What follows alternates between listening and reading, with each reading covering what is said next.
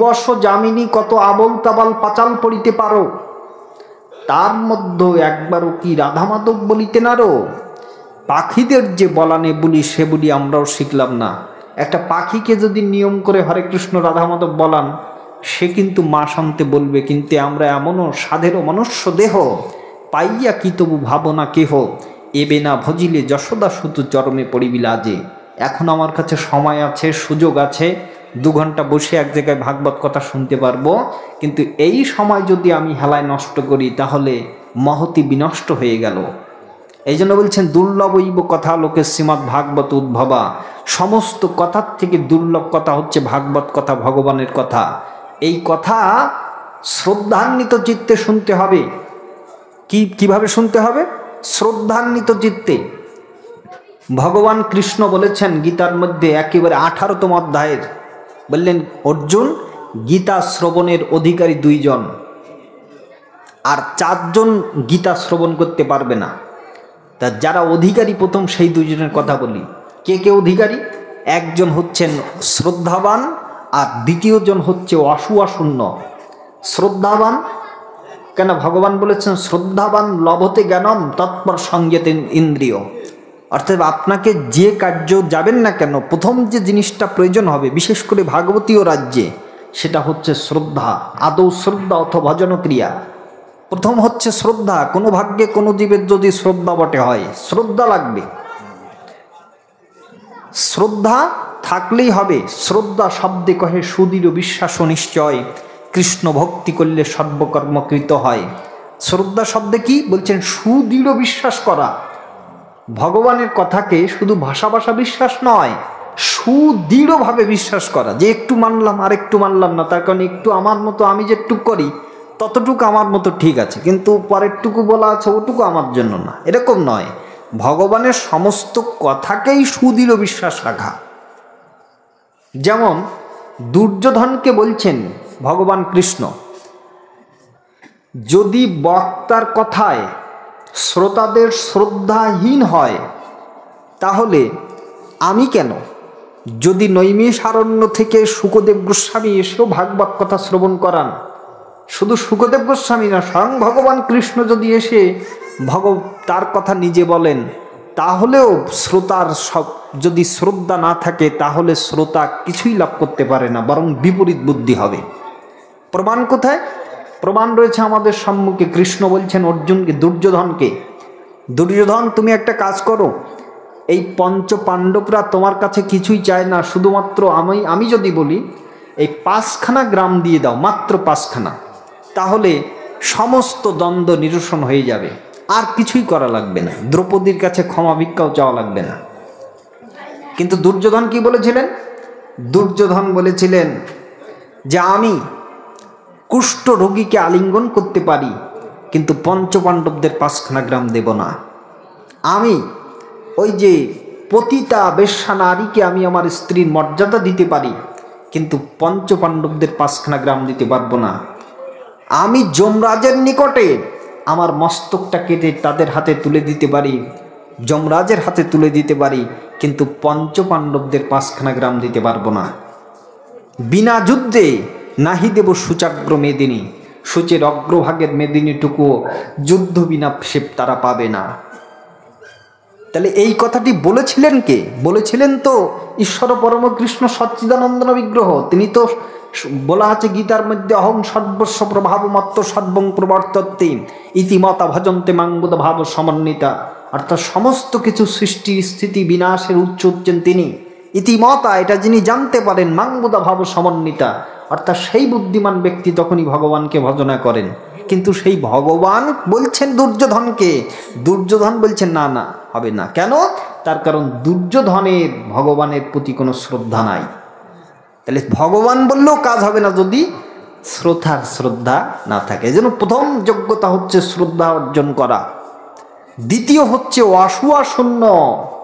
অসূয়াশূন্য মানে দোষ দৃষ্টিহীন। কৃষ্ণ বলছেন যে দেখো অর্জুন, যদি মঙ্গল চাও, যদি কল্যাণ চাও, তাহলে অসুন্দরেও সুন্দর দেখিস। যেখানে অসুন্দর, যেখানে কুৎসিত, সেই কুৎসিতেও সুন্দর তুমি যখন দেখতে পাবে, তখনই তোমার দর্শনটা ঠিক হবে, দৃষ্টিটা ঠিক হবে। আমাদের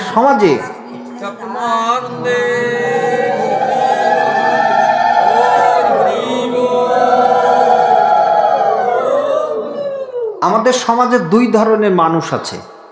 একটা হচ্ছে মাছি মানুষ, দ্বিতীয়টা হচ্ছে মৌ মানুষ। মাছির স্বভাব কি?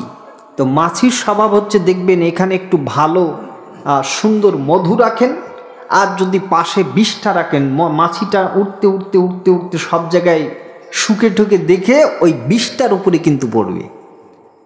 আর মৌমাছির স্বভাব কি? ও সমস্ত জায়গায় ঘুরে ঘুরে এসে ওই নিম ফুলের থেকেও কিন্তু মধুটাকে তিনি আস্বাদন করেন। কি মৌমাছি আস্বাদন করেন না? এই জন্য যারা মৌমাছির স্বভাব, যাদের এই মৌমাছির স্বভাবযুক্ত মানুষেরা, তারা কি করেন? বিশ্রীতেও সুন্দর দর্শন করেন, কুশ্রীতেও সুন্দর দর্শন করেন। এই জন্য বলছেন কল্যাণের, মঙ্গলের। আমরা হিন্দুরা কখনো বলি না যে আমাদের নিজের জন্য কখনো আমরা কল্যাণ কামনা করি না। সর্বে ভবন্তু সুখিন, সর্বে শান্ত নিরাময়, সর্বে ভদ্রাণি পশ্যন্ত মা কর্ষিত দুঃখ ভাব ভাবে।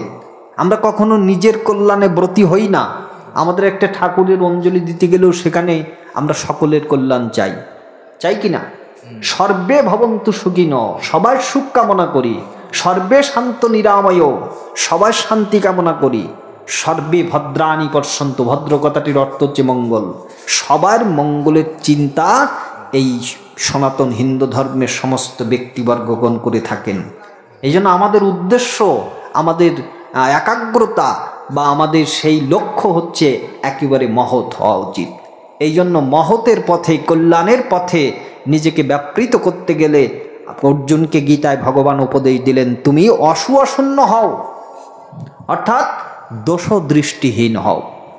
এই জন্য শ্রোতামণ্ডলী লক্ষ্য করবেন এবং এক রেখাকীকরণ হয়ে শ্রবণের চেষ্টা করবেন। যতক্ষণ আছেন ততক্ষণ পর্যন্ত এক রেখাকীকরণ হয়ে চেষ্টা করবেন। তারপর যখন আপনারা বলবেন যে না ঠিক আছে বাবা এবার বিশ্রাম দাও, তখন আমি বিশ্রাম দেব। তাহলে আমরা আস্বাদন করছিলাম কি না, নির্দেহ মাধ্যম সুলভম সুদুর্লভম প্লবম সুকল্পিতম গুরুকর্ণধারম মায়ানুকূলেন নভস্যরিতম পুমান ভবাব্ধিম ন তরে সৎমহা। বললে তুমি একটা সুলভ এবং সুদুর্লভ জন্ম পেয়েছ। এই জন্মটা পেয়েছ খুব ভালো, কিন্তু এই জন্মের ক্রম আছে বা পর্যায় আছে। তোমার এই মনুষ্য জন্মটা ৬টি ক্রম রয়েছে। কি কি? একটা হচ্ছে জন্ম, দ্বিতীয়টা হচ্ছে বৃদ্ধি, তৃতীয় হচ্ছে স্থিতি, চতুর্থ হচ্ছে উৎপাদন, পঞ্চম হচ্ছে ক্ষয় এবং ষষ্ঠ হচ্ছে বিনাশ। যেমন একটা ফুলের কড়ি রূপে জন্ম হয়, এরপরে ফুলটা দিনে দিনে বৃদ্ধি পেতে থাকে, বৃদ্ধি পেতে পেতে একসময় পূর্ণাঙ্গ ফুলে পরিণত হয়। এবার পূর্ণাঙ্গ ফুলে সেখানে কিছু বীজ উৎপাদন করে, বীজ উৎপাদনের পরে সেটা ফুলটা দিনে দিনে শুকাতে থাকে, এরপরে এক সময় ঝরে পড়ে যায়। তাই মহাজন কলম দিলেন, শেপালিকা ফুটে দেখো গভীর নিশীতে, গন্ধ বিলায় শেষে ঝরে প্রভাতে, মানুষও তেমন ফুলেরই মতন, তাহারও ইশারায় ঝরে যায়, যারে আপন ভাবলি রে মন কেউ তো আপন নয়, এই পৃথিবীর পান্থশালায় সবই মায়ার অভিনয়। ওরে ভাবছ কি ভাই ও পথিক ভাই, তুমি আসিয়াছ বহুদূর, ওরে কানে কি বাজে না তোমার বিদায় বেলার নিদান সুর। ঝড় উঠেছে নীলা আকাশে, দেহ ঘর ভাঙবে বাতাসে, ওই ঝড় উঠেছে নীলা আকাশে, দেহ ঘর ভাঙবে বাতাসে। রাধা বল্লভ বলল অবশেষে, ওই পথারা পথিকের তরে, মনে কি পড়ে না পথিক, তুমি আসিয়াছ কত দূরে, মনে কি পড়ে না পথিক। কত দূর দূরান্ত পাহাড় নদী তুমি করিয়াছ অতিক্রম, কোথাও তো মিলে নাই পথিক তোমার বিশ্রাম করিবার আশ্রম। তুমি ঘুরতেছ যার পিছে পিছে, কয়দিন বা সে থাকবে বেঁচে, আজ আছে সে তোমার কাছে, কাল পালাবে তোমায় ছাড়ি, মনে কি পড়ে না পথি, তুমি আসিয়াছ কত দূরে, মনে কি পড়ে না পথি। একটা ঘড়ি যখন কোনো বাচ্চারা উড়ায় তখন ঘুড়িটা সুতো ছাড়তে ছাড়তে অনেক দূরে ঘুড়িটা চলে যায়, সেখান থেকে দেখবেন মাথাটা এভাবে কাঁপায়, অর্থাৎ বাতাসের গতিতে মাথাটা এভাবে কাঁপে। কারণ কি? সে যেন জানান দিতে চায় যে বন্ধু আমি অনেক দূরে এসে গেছি, এখান থেকে আমি আর নামবো না।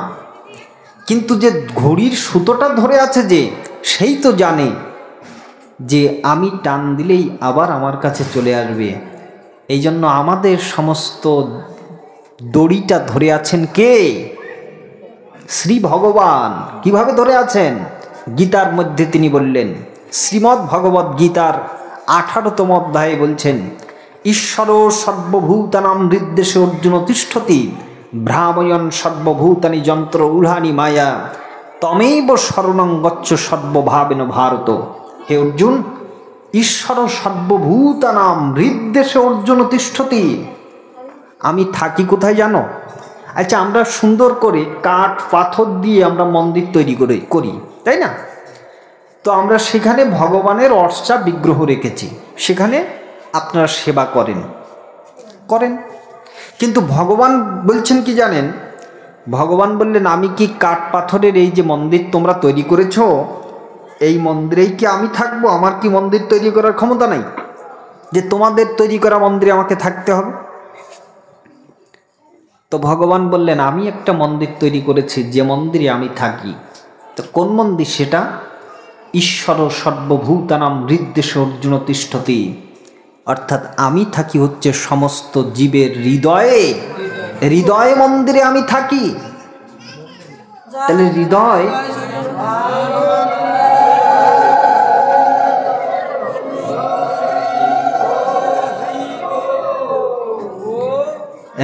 মন্দিরে আমি থাকি। তাহলে হৃদয় মন্দিরে যে তুমি থাকো, তোমাকে দর্শন করা যায় না কেন? ডাক্তারবাবুরা তো হৃদয়কে অপারেশন করে হার্টকে সুস্থ করে দেন, সেখানে তো তোমাকে কাটলে দেখা যায় না। বলে আমি থাকি কিন্তু হৃদয় নামক মাংসপিণ্ডতে নয়, আমি থাকি হৃদয় গ্রন্থিতে। কিভাবে থাকি? ভাগবত বলছেন যে থাকি যেমন কাঠের মধ্যে অগ্নি কিভাবে থাকে, কাঠের মধ্যে যদি অগ্নি না থাকতো তাহলে কাষ্ঠ অগ্নিময় হতো না। কাঠের মধ্যে অগ্নি যেভাবে থাকে, দুধের মধ্যে ঘৃত যেভাবে থাকে, আমিও ঠিক সেইভাবেই সমস্ত জীবের হৃদয়ে আছি। কাষ্ঠমধ্য অগ্নি যেমন লুকায়িত রয়, ফুলের মধ্য গন্ধ থাকে যেমন অবস্থায়, দুধের মধ্য ঘৃত যেমন দুধের সূক্ষ্ম সত্তা, দেহের মধ্য হৃদপদ্মে তেমনই থাকে আত্মা। যেমনভাবে কাঠে কাঠে ঘর্ষণ দিলে তবেই তো আগুন জ্বলে, ফাঁকা জায়গায় আগুন বলে চিৎকার করিলে কোনো কালে অবলম্বন না থাকিলে আগুন কি আর মেলে না তো? তাহলে ভগবানকে আস্বাদন করতে গেলে সেই হৃদয়ের মধ্যে তাকে গভীরে ডুব দিয়ে খুঁজতে হবে। এজন্যই হয়তো সাধক সিদ্ধ লালন ফকির বলেছিলেন যে ঘরের খবর জানলে মন ঘরের খবর জান, এই ঘরে তোর কে আসে যায় কোন সে ভগবান, অমন তুই ঘরের খবর জান। তাই ঋষি কবি রবীন্দ্রনাথ লিখলেন যে দেখ দেখি রে মন ভালো করে, আলো করে, কে আছে রে তোর ভাঙা ঘরে, ও তোর খাট বিছানা দূরে থাকুক সেখানে আসন খানাও নাই, তবু করে না তো অভিমান, দুঃখী দেখে তার ঝরে দুনয়ন, ও তার এমনি কাঙাল প্রাণ, ও তার এমনি দয়াল প্রাণ। দেখুন এই যে মন্দিরটা, এই মন্দির কত সুন্দরভাবে সাজিয়েছি গুছিয়েছি, সেখানে 3 বেলা আরতি করছি, ধূপ দিয়ে ধুনো দিয়ে ইত্যাদি প্রদীপ জ্বালিয়ে সেখানে আরতি করছি। কিন্তু এই ভগবান যে মন্দিরে রয়েছেন সেই মন্দিরে আমরা কি করছি? অনেকেই, সবাইকে বলছি না, আমাকে ক্ষমা করবেন বলার জন্য, আমরা 3 বেলা বিড়ি ফুঁকছি, তাই না? তাহলে যে মন্দিরটা ভগবান বললেন আমি তোমার মধ্যে আছি, তোমার মধ্যেই আমি থাকি। মুন্ডক উপনিষদের রূপকের আশ্রয় নিয়ে যেমন বললেন যে একটি বৃক্ষে 2টো পাখি বসা আছে, একটি পাখি হচ্ছে সেই বৃক্ষের ফল আস্বাদন করছে, আরেকটি পাখি হচ্ছে শুধু দেখে দেখে ডাকছে। যে পাখিটা ফল আস্বাদন করছে সেই পাখিটা হচ্ছে আমি, জন্ম জন্মান্তরের কর্মফলকে ভোগ করে চলেছি। কিসের ফল? না সুখের ফল। কিসের ফল? না দুঃখের ফল। এই সুখ দুঃখের ফলকে কিন্তু আমরা ভোগ করে চলেছি। কিন্তু আরও একটা পাখি আমাদের সাথে ভ্রমণ করছে। সেই পাখিটি হচ্ছে পরমাত্মারূপী পাখি। যে পাখি ফল আস্বাদন করছে না, শুধু দেখে দেখে রাখছে যে কি করে। যেদিনকে এই পাখিটি জীবাত্মা পরমাত্মার দিকে তাকাবে, সেদিন বলবে যে একই, তোমার চেহারা আমার চেহারা তো একই। বললেন হ্যাঁ, আমি তো তোমার জন্যই অপেক্ষা করেছিলাম, তোমাকেই প্রাপ্তি করে তোমাকে আমার নিজ ধামে নিয়ে যাওয়ার জন্যই আমি তোমার সাথে ভ্রমণ করেছি। নিতাই গৌর প্রেমানন্দে।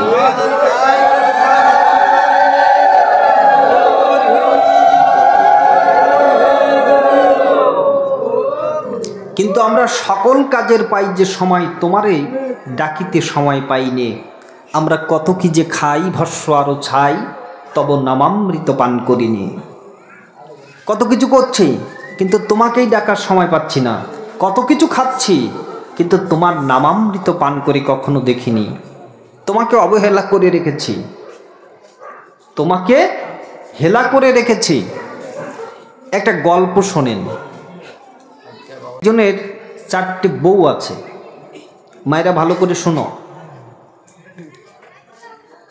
তো বড় বউয়ের নাম হচ্ছে ভগবতী, মেজ বউয়ের নাম হচ্ছে আলাপবতী, সেজ বউয়ের নাম হচ্ছে রূপবতী এবং ছোট বউয়ের নাম হচ্ছে হেলাবতী। তা এখন বড় বউকে নিয়ে সে সংসারের মধ্যে থাকে, আর আলাপবতীর কাছ থেকে তিনি পরামর্শ গ্রহণ করেন। সবার কাছ থেকে তো আর পরামর্শ গ্রহণ করা যায় না। যে একটু মুখ ধরা আছে তার কাছ থেকেই পরামর্শ গ্রহণ করতে হয়। রাস্তায় যারা রয়েছেন সকলকে অনুরোধ করে বলছি, আপনারা কম কথা বলুন, যতটুক না বললে নয় ততটুক বলে আপনারা এই করুন, যাতে আমাদের এই মহতী অনুষ্ঠানে বাধা না পড়ে। তাহলে আর আলাপবতীর কাছ থেকে তিনি পরামর্শ নেন। আর রূপবতী, ওনার রূপ চেহারা একটু বেশি আছে, যার কারণে উনি রূপবতীকে নিয়ে যেখানে সেখানে ঘুরতে যান। সবাইকে নিয়ে তো আর যাওয়া যাবে না। আপনি খুব সুন্দর করে স্যুট বুট পরেছেন, সোনাপুরে যাবেন, তো যাকে তাকে নিয়ে কি যাওয়া যাবে? উপযুক্ত যার রূপ চেহারা যৌবন আছে তাকেই তো নিয়ে যেতে হবে নাকি? আর রয়েছে হেলাবতী, তাকে সংসারে হেলাই করে রাখেন। যদি কোনো কথা বলে, তুমি কথা বলো না কেন, হেলাই একটা ফেরায় পড়ে বিবাহ করতে হয়েছিল। তা এখন ব্যক্তিটার কপাল খারাপ হয়েছে, অল্প বয়সে দুরারোগ্য ব্যাধি। এই দুরারোগ্য ব্যাধিতে মুমূর্ষ অবস্থায় বিছানায় শয্যা শয়ন করে আছে এবং চতুর্বধূকে ডেকেছে, 4 জন বউকে ডেকেছে। ডেকে বলছেন, ভগবতী, তোমাদের জন্যই তো আমার জমি জমা গাড়ি বাড়ি সব তো তোমাদের জন্য। এই জগতে তোমরা আমাকে সেবা করেছো, তা চলো আমি যেখানে যাচ্ছি, মারা যাচ্ছি, তোমরা যদি এক বউ সেখানে যাও তাহলে আমার আর সেবা পাওয়ার অভাব হবে না। তা ভগবতী, তুমি তো বড় বউ, তোমার জন্যই আমার ভালোবাসা উজাড় হয়ে আছে, তুমি চলো আমার সাথে যাই। তখন ভগবতী উত্তর দিচ্ছেন, আচ্ছা তুমি যখন পৃথিবীতে এসেছিলে তখন কি তুমি আমাকে নিয়ে এসেছিলে? আর যখন তুমি পৃথিবী থেকে চলে যাবে আমাকে তো নিয়ে যেতে পারবে না, কারণ মধ্যখানে তোমার সাথে আমার একটা পরিচয় হয়েছে। হ্যাঁ, তোমার প্রতি আমার কর্তব্য রয়েছে, কিন্তু আমি আমার কর্মফলের কোথায় যাব সেটা তো আমি নিজেও জানি না, আর তুমিও কোথায় যাবে সেটা তো আমিও জানি না, অথবা আমাদের স্থিতি এক জায়গায় হবে কিনা তাও তো জানি না। এজন্যই হয়তো আদি জগৎগুরু শঙ্করাচার্য বলেছিলেন, পদ্মপত্র বাড়ি যেমন চঞ্চল, মানবের জীবন হয় অতীব চপল, জানিও করিছে গ্রাস ব্যাধি বিষধর, সমস্ত সংসার তাই শোকে জর্জর। তো বলছেন এই নাকি সংসার? বলে হ্যাঁ, কেতব কান্ত আর কেতব কুমার। এবার মেজ বউকে বলছে, তাহলে আলাপবতী তুমি চলো যাই। এখন আলাপবতী বলছে, না না আমি যেতে পারবো না। কেন? তুমি মরলে আমি শ্মশান পর্যন্ত যেতে পারি, তারপরে আর যাব না। এখন বলছে, ও আচ্ছা, তাহলে রূপবতী তুমি? বলে তুমি খেপেছ, তুমি যদি মারা যাও তাহলে আমার কি আর লোকের অভাব হয়ে গেছে নাকি? আমার তো আরও একজন জুটে যাবে, কোনো সমস্যা নেই। এখন হেলাবতীকে জিজ্ঞাসা করছি, হেলাবতী তুমি চলো যাই। তখন হেলাবতী বলছেন, হ্যাঁ আমি তোমার সাথে যেতে পারি, না আমি তোমার সাথেই ছিলাম। এখন যে দৃষ্টান্তটি দিলাম এটা মহাজনগণ ব্যাখ্যা করেছেন, এটা কেউ বধূ নয়, একটা রূপকের আশ্রয় নিয়ে দিলাম। তবে এরা কারা? বলে ভগবতী মানে হচ্ছে আপনি যদি স্ত্রী হন তাহলে আপনার স্বামী সন্তানাদি, আর আপনি যদি পুরুষ হন তাহলে আপনার স্ত্রী সন্তানাদি বা পিতা মাতা। এরা কিন্তু অন্তিম সহায় আমাদের হতে পারে না। হ্যাঁ, স্বামী স্ত্রী সহায় হয়, স্ত্রী স্বামী সহায় হয়, কিন্তু কত সময়? যতক্ষণ মৃত্যু না আসে তত সময়। কিন্তু মৃত্যু হলে তো আর সহায় করতে পারে না, সহযোগিতা করতে পারে না। পারে কি? পিতামাতাও আমাদের সহায় হন, কিন্তু তারা যতদিন পর্যন্ত থাকেন ততদিন পর্যন্ত আমাকে সহযোগিতা করতে পারেন, তারপরে যখন না থাকেন তখন তো শেষ, তাই না? তাদের সহযোগিতা আমার মাথার থেকে সরে গেল। তাহলে এই হচ্ছে ভগবতী। আলাপবতী কারা? বলছে আলাপবতী হচ্ছে আত্মীয় স্বজন, যাদের কাছে আমি অনেক পরামর্শ গ্রহণ করেছি। আর রূপবতীকে বলে রূপবতী হচ্ছে টাকা পয়সা ধন দৌলত ইত্যাদি, এইগুলো হচ্ছে রূপবতী। আপনি যেখানেই যাচ্ছেন সাথে নিয়ে যেতেই হবে, তাই না? কিন্তু এই যে লক্ষ্মী সম্পদ যার যিনি পেয়েছেন, অর্থাৎ এই যে যার ধন সম্পত্তি টাকা পয়সা বেশি আছে, এগুলো হচ্ছে লক্ষ্মীর আশীর্বাদ। তো লক্ষ্মীর আশীর্বাদ যিনি পেয়েছেন তিনি যদি নারায়ণ সেবায় সেই লক্ষ্মীকে ব্যয় না করেন, লক্ষ্য রাখবেন কথা, নারায়ণ সেবায় যদি ব্যয় না করেন তাহলে তার লক্ষ্মী অনর্থ হয়ে যাবে। কেমন? বলে নারায়ণ কোথায় পাবো? নারায়ণ রয়েছে নর নারায়ণের মধ্যে রয়েছে নারায়ণ, নরের মধ্যে নারায়ণ বিরাজ করছেন। যদি তুমি দান না করো, দেখবেন অনেক সম্পত্তির অধিকারী, অনেক অট্টালিকা আছে, কিন্তু মুট কেটে ধরে রেখেছে। শেষে কি হলো? তার ছেলেটা এসে মদ মাংস খেয়ে সব নষ্ট করে দিল। কি হলো? বলে হ্যাঁ, এইরকম লক্ষ্মী আজকে আপনার পকেটে আসে, আগামী দিন তার পকেটে গিয়ে ঢুকবে। লক্ষ্মীর অবস্থান তাই, অচঞ্চল তিনি, কখনো অচঞ্চল নয়, শান্ত নয়, স্থির নয়। আজকে তার আছে, আগামী দিন অমুক জনের হয়ে যাবে। এই জন্য আপনার কাছে আজকে লক্ষ্মী আছে মানে আপনি সদ্ব্যবহার করুন। আমাদের বলা হয়েছে সনাতন ধর্মে সৎ পথে উপার্জিত 100 ভাগের 10 ভাগ হচ্ছে দান করতে হয়। 10 ভাগ হচ্ছে কি করতে হয়? দান করতে হয়। এই জন্য কলিযুগে বলা আছে দানম একম কলৌ যুগে, কলিযুগে হচ্ছে দানই শ্রেষ্ঠ। কিন্তু সেই দান থেকে আমরা আজকে মুখ ফিরাই। যদি বলি ধর্মকার্যের জন্য একটু দান করুন, না, আমার অন্য কাজের জন্য খুব ব্যয় করছে, নিজের শোবার জন্য খুব ব্যয় করলো, আরামায়েশের জন্য খুব ব্যয় করলো, বিনোদনের জন্য অনেক ব্যয় করলো, কিন্তু নিজের মুক্তির জন্য, পূর্ণর জন্য, এখানে আপনি ভালো থাকছেন, আমাদের পাঠিয়েছেন কে? শ্রী ভগবান। তাহলে তার হুকুমে আমাদেরকে চলতেই হবে, তার হুকুম ব্যতীত আমরা এক পাও চলতে পারবো না। কিন্তু আমরা মনুষ্যজীব ক্ষুদ্র স্বতন্ত্রতা পেয়ে আমরা হয়কে নয় করবার চেষ্টা করছি এখানে এসে। হ্যাঁ, তার হুকুমকে আমরা পালন করার চেষ্টা করছি না, যার কারণে আমাদের পরিণতি কিন্তু ভয়ঙ্কর। এই জন্য বলছে রূপবতী আপনার কাছে আছে, সে ততক্ষণ থাকবে আপনি যখন তাকে সদ্ব্যবহার না করবেন, সে কিন্তু চলে যাবে, নষ্ট হবে। 200 বছর 300 বছর ইতিহাস দেখবেন, অনেক জমিদার পরিবার, সেখানে অনেক কিছু ছিল কিন্তু এখন কিছু নাই। আর যদি তাদের বংশধরেরা থেকেও থাকে তাহলে তিনি ঋণগ্রস্ত হয়ে আছেন। কারণটা কি? লক্ষ্মীর সদ্ব্যবহার করতে হবে। আর চতুর্থ হচ্ছে হেলাবতী। এই হেলাবতী হচ্ছে কেউ নয়, হেলাবতী হচ্ছে কৃষ্ণ গোবিন্দ মাধব। সারা জীবন আমরা তাকে অপেক্ষা করেছি গোবিন্দ তোমাকে স্মরণ করব। আমরা শুরুই করতে পারি না ধর্মকার্য। যদি বলে ধর্ম করুন,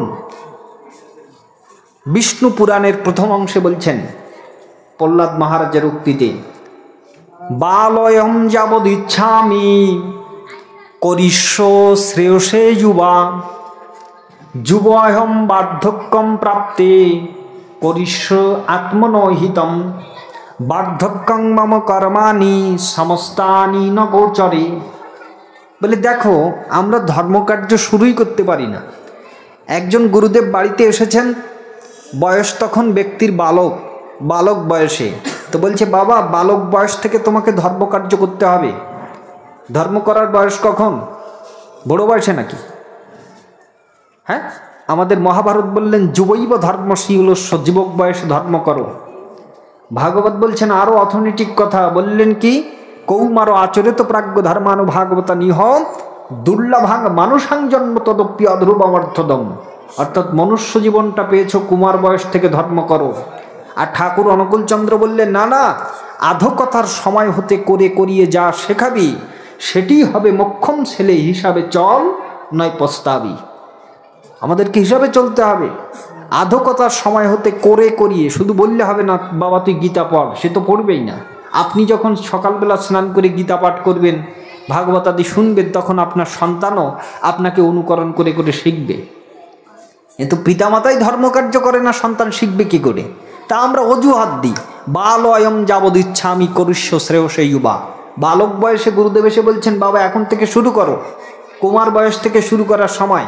তো বলে না, এখন আমার খেলাধুলার সময়, এখন কি আর ওই গুরুমন্ত্র স্মরণ করার সময় নাকি? তো আমি যখন যুবক হব তখন আসবেন। তো যুবক বয়সে সেই গুরুদেব এসে বলে বাবা তুমি এখন নাও। বলে যুব অহম মম কর্মাণি সমস্তানি ন গোচরে। বলে যুবক বয়স, এখন আমার স্ত্রী পরিপালনের সময়, চাকরি বাকরি করার সময়, ধন সম্পত্তি অর্জন করার সময়, এখন আমি দীক্ষা নিয়ে কী করব? আপনি বৃদ্ধ বয়সে আসবেন। তাই যখন বুড়ো হয়ে গেছে তখন এসে বলছে এবার বাবা কি সময় হবে? বলে বৃদ্ধ অহং মম কর্মাণি সমস্তানি ন গোচরে। বৃদ্ধকালে এখন আমি রাম বলতে আম বলে ফেলি, এখন আমি গুরুমন্ত্র জপ করব কি করি? করতে পারবো?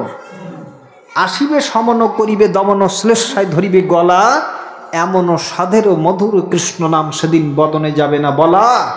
এই জন্য বলছেন যে যা করবি কাল তা কর আজ, আর যা করবি আজ তা কর এক্ষুনি, পলকে প্রলয় হয়ে যেতে পারে, এক্ষুনি করতে হবে।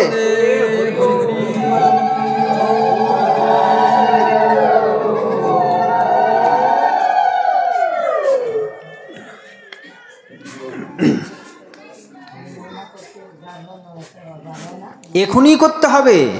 কারণ কি?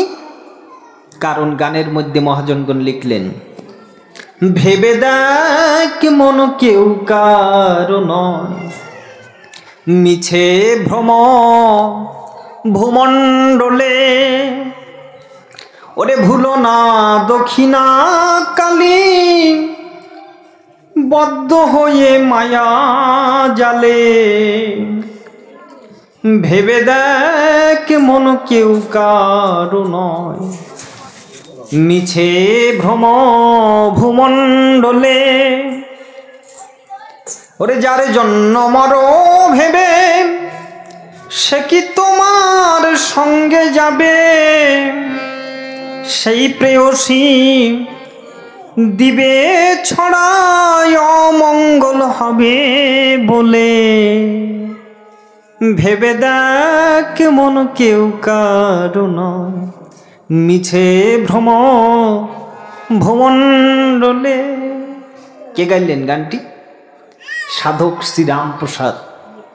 এই মর্মের কথা উপলব্ধি করলেন তিনি। আমাদের সকলের মোবাইলের মধ্যে কীর্তন বাজতে থাকে, কিন্তু আমরা তো মর্ম উপলব্ধি করতে পারি না।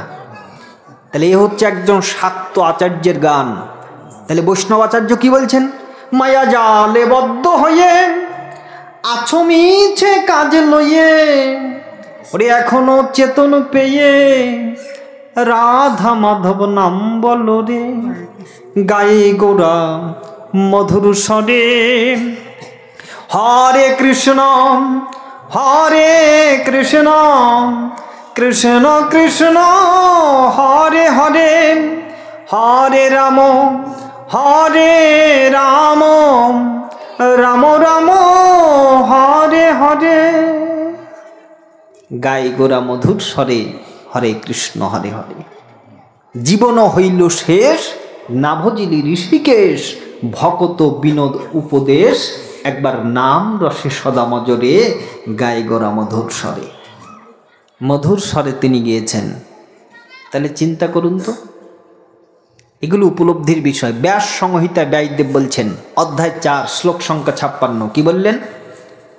অশাশ্বত গাত্রাণি বিভবনৈব শাশ্বত, নিত্য সন্নিহিতং মৃত্যু কর্তব্য ধর্ম সঞ্চয়। অর্থাৎ নিত্য আমাদের ধর্ম সঞ্চয় করতে হবে। নিত্য সন্নিহিতং মৃত্যু, অর্থাৎ প্রতি মুহূর্তে মৃত্যু কিন্তু আমাদের সম্মুখে। কাজেই অশাশ্বত গাত্রাণি, তুমি যে দেহ পেয়েছো এটা অশাশ্বত, বিভব নৈব শাশ্বত, তুমি যে বিভব বৈভবের মধ্যে আছো সেটাও অশাশ্বত। নিত্য সন্নিহিতং মৃত্যু, তোমার মৃত্যু হচ্ছে চিরসম্মুখে। পরীক্ষিত মহারাজের সময় ছিল কয়দিন? 7 দিন। তাই আমাদেরও কিন্তু সময় আছে 7 দিন। বললেন আজব কথা বললে বাবা। হ্যাঁ, আমাদেরও 7 দিন সময় আছে। 7 দিন কিনা দেখুন, এই 7 দিনের মধ্যে আমাদেরকে মরতে হবে। অর্থাৎ এই যে রবি, সোম, মঙ্গল, বুধ, বৃহস্পতি, শনি, শুক্র, শনি, এই 7 দিন না, তাহলে এই 7 দিনের কোনো না কোনো দিন তো আমাদের চলে যেতেই হবে, তাই না? তাহলে সময় তো এই 7টা দিনই। কাজে আমাদেরও নিত্য সন্নিহিত মৃত্যু, কর্তব্য ধর্ম সঞ্চয়, ধর্মকে সঞ্চয় করো। কিন্তু আমরা শুরুই করতে পারছি না, তাহলে ধর্ম সঞ্চয় করব কি করে? কাজেই শুরু করতে হবে।